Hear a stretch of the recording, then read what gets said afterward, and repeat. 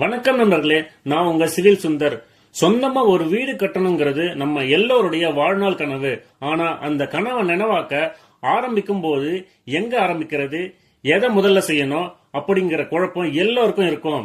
இன்னைக்கு கவலைப்படாதீங்க, நம்ம சேனல்ல படிப்படியா வீடு கட்டுவது எப்படி அப்படிங்கிற ஒரு புதிய தொடரை ஆரம்பிக்க போறோம்.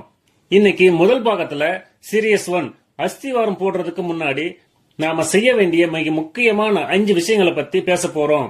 2 முறையான வரைபடம் மற்றும் அப்ரூவல், பிளான் அண்ட் அப்ரூவல். ஒரு மேஸ்திரி கைப்பட வரைந்த வரைபடம் ஒருபோதும் முழுமையானது அல்ல. ஆழமான விவரம், ஸ்ட்ரக்சரல் டிராயிங். உங்க வீட்டுக்கு பில்லர் 12 mm கம்பிய போடணுமா இல்ல 16 mm கம்பிய போடணுமா அப்படிங்கிற விஷயத்த ஸ்ட்ரக்சரல் இன்ஜினியர் தான் கணக்கிடுவாரு. அதிகப்படியான கம்பிய போட்டா பணம் விரையும், கம்மியான கம்பிய போட்டா உயிருக்கு ஆபத்து.